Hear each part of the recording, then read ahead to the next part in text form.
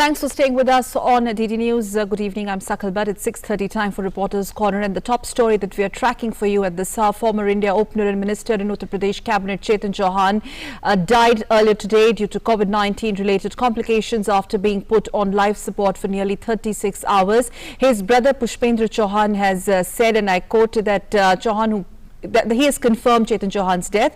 Remember, Chetan Chauhan, who played 40 tests for India, was 73 years of age, and he is survived by his wife and son Vinayak. Chetan Chauhan was Sunil Gavaskar's longest serving opening partner, was admitted to Sanjay Gandhi PGI hospital in Lucknow. He was admitted on July 12th after being found COVID-19 positive. Now, due to kidney-related ailments and complications, his health worsened further and he was shifted to Medanta Hospital in Gurugram later. And on Friday night, he had a multi-organ failure and was put on ventilator support. Chetan Chauhan has served the Delhi and Districts Cricket Associations in various capacities. He has served as a president, vice president, secretary and chief selector as well, apart from being the manager of the Indian cricket team. During their Australia tour, Chauhan was twice elected to Lok Sabha from Amroha in UP in 1991 and 1998 and was also honoured with the Arjuna Award way back in 1981. And during his 12-year-long cricketing career, Chetan Chauhan played 40 test matches, scoring 2,084 runs with 16 half-centuries, 2 wickets. And with Sunil Gavaskar, Chetan Chauhan formed a potent opening partnership for India, with the duo scoring over 3,000 runs altogether, including 12-century stands. And also Prime Minister Modi has expressed grief over the demise of former cricketer Chetan Chauhan. That's Prime Minister Modi's grief tweet. Prime Minister in that tweet saying, and I quote, Shri Chetan Chauhan ji distinguished himself as a wonderful cricketer and later as a diligent political leader. He made effective contributions to public service and strengthening the BJP in Uttar Pradesh. Anguished by his passing away, condolences to his family and supporters. Om Shanti, unquote. Prime Minister Narendra Modi's tweet on sad demise of former cricketer Chetan Chauhan. And also we have Union Minister Prakash Javadekar expressing his condolences through tweet. He is also in fact tweeted INB Minister Prakash Javadekar expressing grief over the death of UP Minister. India's great batsman and UP Minister Chetan Chauhan's death is very sad. From 1970 to 80, we both worked together in the same building at Bank of Maharashtra. I have fresh memories. May God give his family and fans the strength to bear his grief. Om Shanti, unquote. And we have also reactions coming in from different quarters on the demise of Chetan Chauhan. Let's quickly take a look. वे जितने लोकप्रिय खिलाड़ी थे, उतना ही लोकप्रिय जननेता भी थे।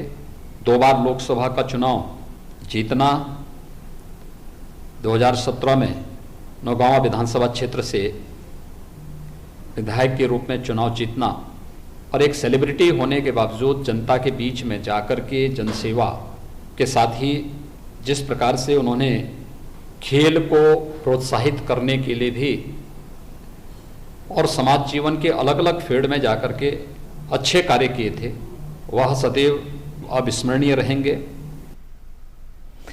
Or we have Anil Thomas, my colleague, joining us live on the story to talk about the body of work and prolific career Chetan Chauhan leaves behind him, the cricketing career. And also, I believe on phone line, I'm joined by my colleague Ashutosh Shukla from Lucknow. Anil, I'm going to come to you a little later. Let's quickly take a reaction from Ashutosh, जो हमारे साथ लखनऊ से जुड़ रहे phone line पे। हमने योगी आदित्यनाथ जी, जो उत्तर प्रदेश के मुख्यमंत्री है, उनका रिएक्शन सुना। चेतन चौहान ना ही एक बहुत ही प्रोलिफिक क्रिकेटर थे, लेकिन जो राजनीति में उनका जितना भी करियर रहा है, खासतौर पर बतौर यूपी के मंत्री, काफी कुछ काम किया उन्होंने अपने मंत्रालय में। और योगी आदित्यनाथ जी का मानना है कि उनका जो कंट्रीब्यूशन रहा है पॉलिटिकल स्फीयर में as a UP minister has been commendable.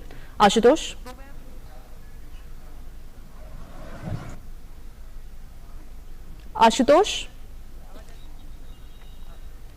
let's try and reconnect with Ashutosh. Meanwhile, Anil, if you could hear me, let's quickly go through the rich legacy that Chetan Chauhan leaves behind him. The cricketing legacy especially will be always remembered for his partnership with Sunil Gavaskar. Not only that, as an able cricketing strategist and manager as well. Anil. Good evening, Sakal. Exactly. Chetan Chauhan had a long career with as an opening partner. He was the opening partner for Sunil Gavaskar during their playing days.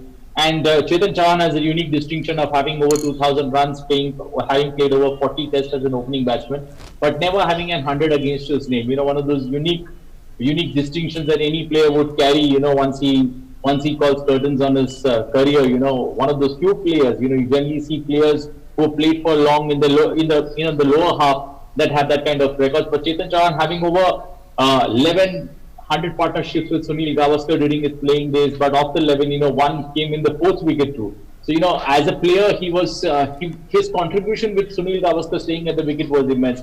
The partnership that they shared, over 3,000 runs between them, and not having 100. So the amount of time that he was ready to spend there, along with Sunil Gavaskar, giving support, if not able to score himself, giving support to Sunil Gavaskar was immense. And during those early days, one of those few players who played also for Maharashtra, but then migrated to Delhi and played for Delhi, and then became an administrator with Delhi cricket, and took Delhi cricket, forward, especially when it comes to rebuilding the Firozshah Kotla Stadium, the new look that the particular stadium has.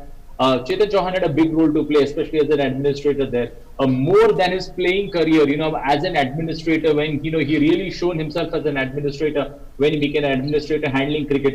Generally people say that players who turn administrators are not that great, but Chetan Chauhan has a unique combination, especially as a player and an administrator together, because he could juggle between the two very easily.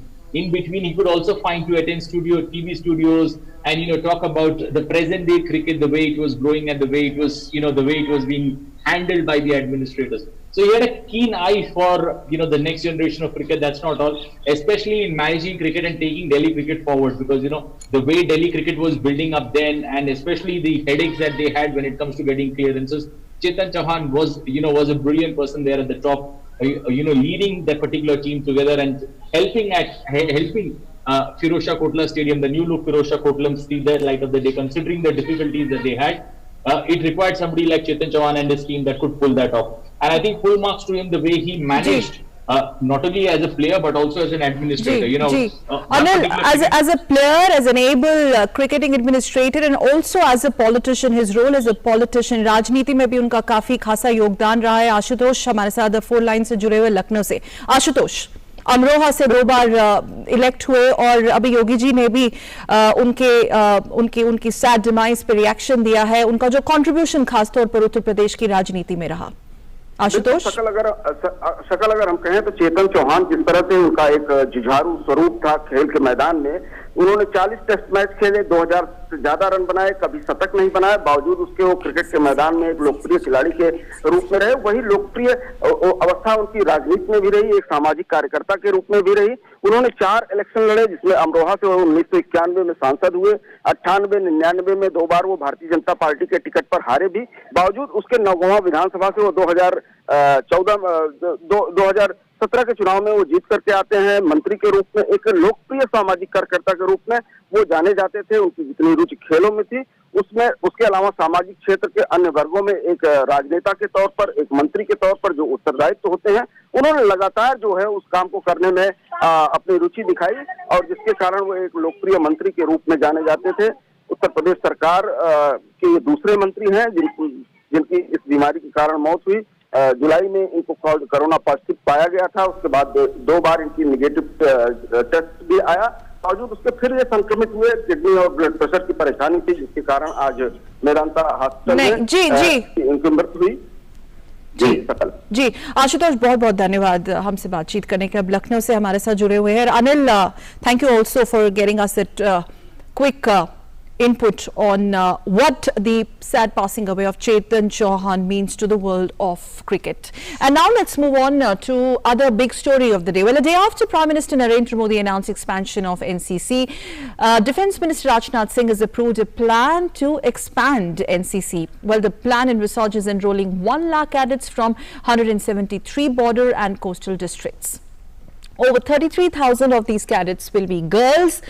1,000 schools and colleges have been identified for the enrollment into NCC. Let's take a look at the plan closely. As part of the expansion plan, a total of 83 NCC units will be upgraded, which includes 53 Army, 20 in Navy, and Air Force will have 10 units to impart NCC training to the cadets in the border as well as coastal areas. Army will provide training and administrative support to the NCC units located in the border areas. Navy shall also provide support to NCC units in the coastal areas, and similarly Air Force will provide support to the NCC units located close to the Air Force stations as well. Now, this will not only provide exposure to the youngsters of the border and coastal areas to military training and disciplined way of life, but also motivate them to join the armed forces. The NCC expansion plan will be implemented in partnership with the states. In Meghalaya, there are 7 border districts which have been already identified. This includes East Jaintia Hills, West Jaintia Hills, East Khasi Hills, South Khasi Hills, that's the northeast, South Garo Hills, West Garo Hills, Southwest Garo Hills as well. And they will be also getting 5,445 additional vacancies for Meghalaya Northeast, taking the strength to total 11,621 over the next 3 years. Let me quickly go across to my colleague Nandita Dagar, who is tracking the story very closely. Nandita, coming to you very quickly just to explain the basic vision behind this very ambitious NCC expansion plan, and it is unprecedented in many ways in terms of taking our defense and military entire apparatus to altogether new level, especially the way now the NCC will be integrated into the entire ecosystem. Yes, Sakal, not just a pool for a drawing pool or a nursery for our armed forces, the NCC is also a nation building force, and it holds the potential of actually carrying out various missions of the government. This 14 lakh strong organization, as the Prime Minister had announced yesterday, will now be expanded, and today the order that you just read in your anchor link, it will be made 15 lakhs now, and this is a force which actually inculcates discipline, leadership qualities, camaraderie, and even adventure, a spirit of adventure in its cadets. There are 17 directorates all across the country, and these cadets actually have helped a lot in the past 10 to 15 years in cleaning India. They have not just inculcated this within themselves, but also as a force multiplier. They have across the length and breadth of the country, they have gone about, and in their rallies, in their contact programs with the general population, programs such as Beti Bachao, Beti Padhao, Swachh Bharat, the need for Shauchalayas, the need for Startup India, Skill India, and of course greening, maintaining the ecological balance and maintaining eco-friendly environs. These are the messages that they have propagated all across the country. When these new additions will be made, they are also trained on microlight aircrafts, small sailing vessels, and taught in basic parades and marches. So but states, but it looks good. It looks good on paper, but the implementation of it, Nandita, you would agree, is extremely crucial in here. The role of states is going to be very, very important, and I think that's pretty much clear when you look at the way states will steer this project forward further. Yes, you are absolutely right, Sakal. Nothing can go ahead without the help of the states, because as the NCC itself is divided into various directorates, and these directorates are based in states, this has to work at the grassroots level, and for that several, about 1,000 schools and colleges have been identified for the NCC to become a major force multiplier and a nation building asset. Right. Nandita, before I leave you with that question, well, Prime Minister also, in one of his most powerful Independence Day speeches, when he was talking about NCC's inclusion, remember you were there in fact also, he spoke categorically about the inclusion of 1/3 of it will be girl cadets. So I think that's also a very big forward movement when it comes to breaking the ceiling, women, girls in such domains. Yes, I am biased towards Prime Minister Modi. He's one of my favorite political leaders. But that aside, the speech was very powerful, of course, and his every speech at the Red Fort has been very powerful. Sakal, every year on 28th of January, the Prime Minister holds an NCC rally where he presents an NCC trophy, and there he has at several in the past 6 years of his prime ministership, he has for many times stressed that until and unless females are empowered in the NCC, they are made equal contributors to this cause. This process cannot be taken forward in nation building. The NCC will remain powerless until the girl child or the girl student is empowered. All right, thank you very much, Nandita Dagar, for getting us that quick perspective as to what really makes this extremely important. Now, let's quickly move on and talk about this one big story that has become a talking point nationally. Well, after months and months of speculation, India's most decorated skipper, MS Dhoni, announced his retirement via an emotional Instagram post. The announcement took world of cricket by surprise, and fans poured in their tributes for the former Indian skipper. As soon as he broke the news, his lakhs and lakhs of fans on Twitter began pouring their love and respect for the legendary wicketkeeper batsman, including Home Minister Amit Shah and other politicians, his former teammates, including cricket icon Sachin Tendulkar, also wishing him all the very best for the near future. Home Minister Amit Shah on Saturday also expressed his gratitude to Mahendra Singh Dhoni for his contribution in the world of sports and the country. Meanwhile, former cricketers and public figures have also shared their reactions on MS Dhoni's retirement. Mahendra Singh Dhoni, या जैसे उनके fans उनको माही कहते हैं, ना केवल एक शानदार बैट्समैन, विकेटकीपर, बल्कि एक बहुत सफल कप्तान भी रहे और एक बहुत लंबी पारी उन्होंने खेली। विकेटकीपर, बैट्समैन और कप्तान के नाते भी भारत के लिए बहुत बड़ी उपलब्धियां हैं। 2 विश्व कप जिताने की, भारतीय टीम को टेस्ट में नंबर 1 बनाने की, आईपीएल में शानदार परफॉर्मेंस है, चैंपियनशिप जिताने की। तो निश्चित तौर पर महेंद्र सिंह धोनी के फैंस को एक तरह से दुख भी होगा, लेकिन मुझे लगता है युवाओं को आगे आने का अवसर मिलेगा, क्योंकि बहुत लंबे समय तक महेंद्र सिंह धोनी खेले हैं।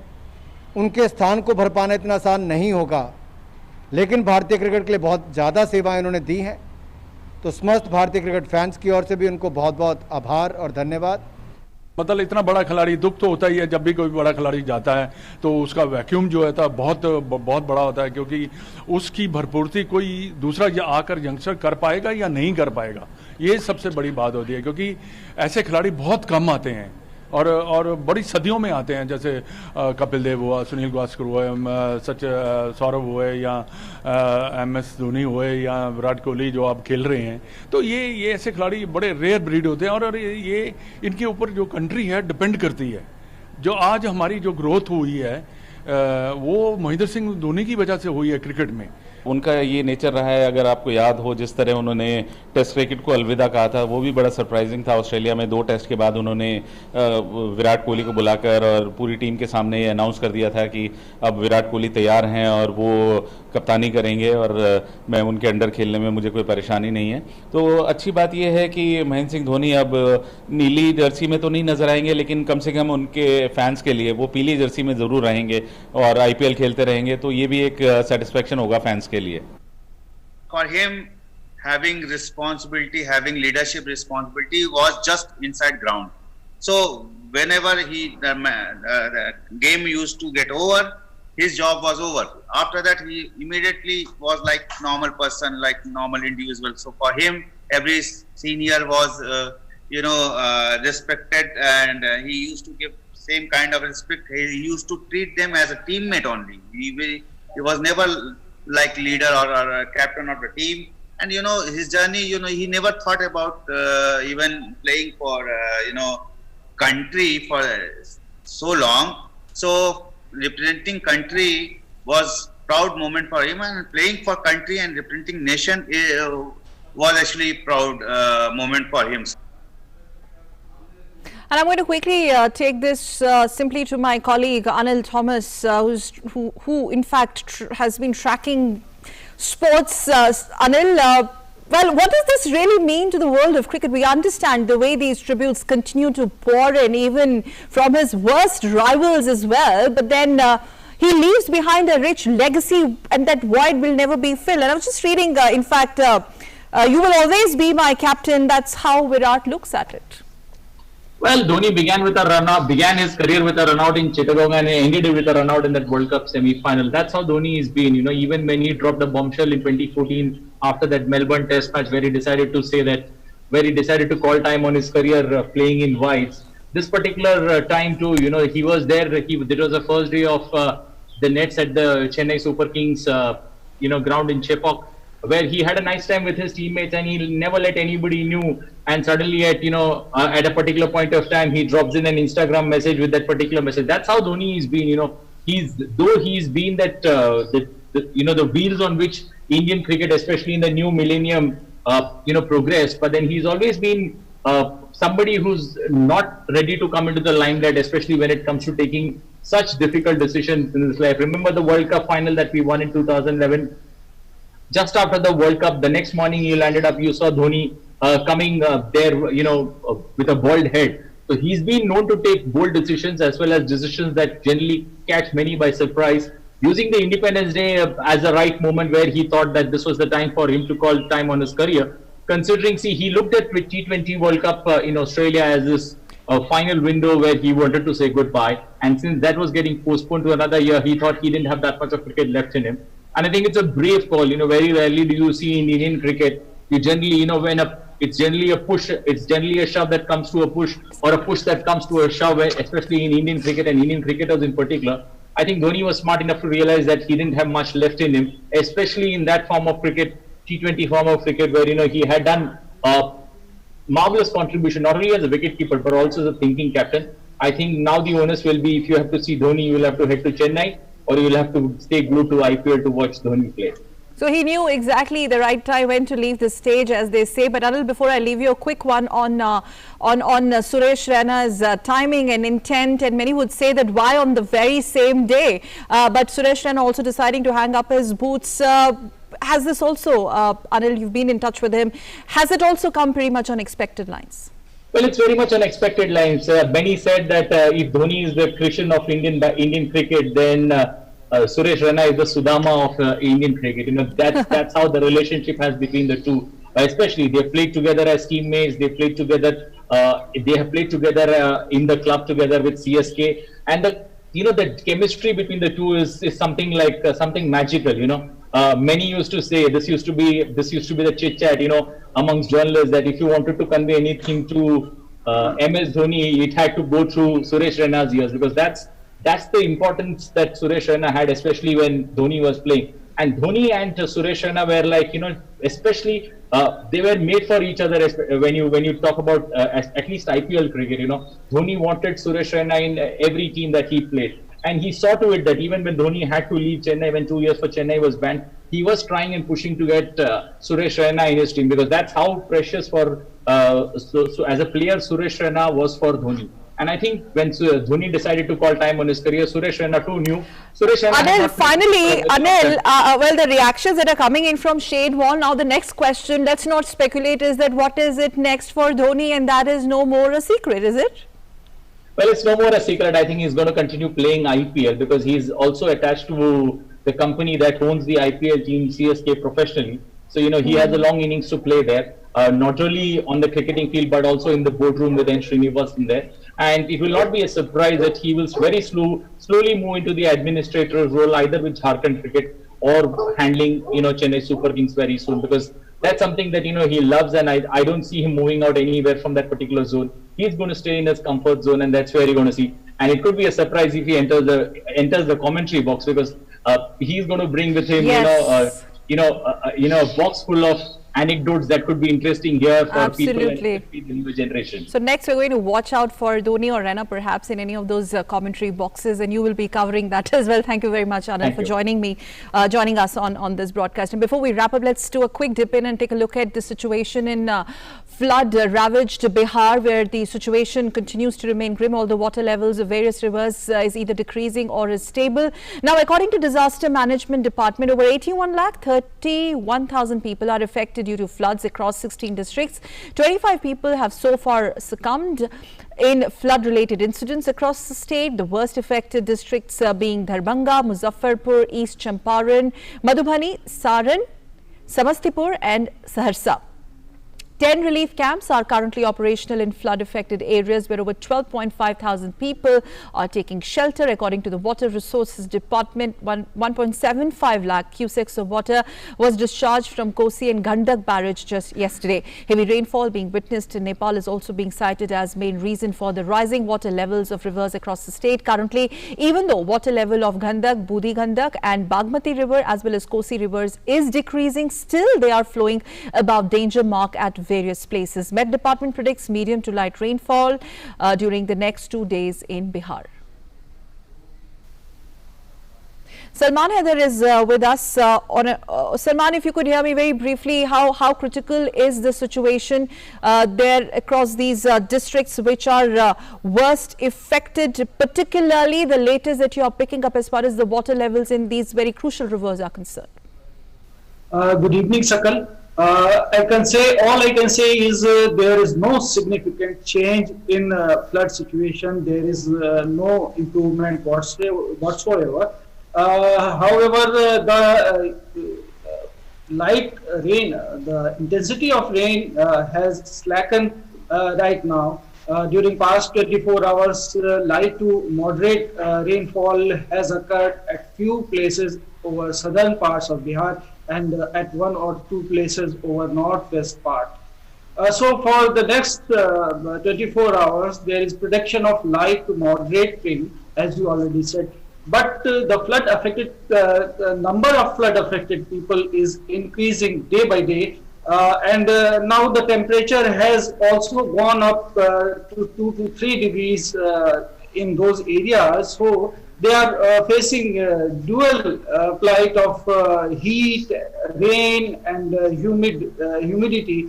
So the plight is not lessened in those parts. So all the 16 districts are reeling under intense flood right now. All right, let's hope that situation eases out a bit in the next 48 hours. Many thanks. Although heavy rainfall is being witnessed in Nepal, well, that is also being cited as one of the reasons.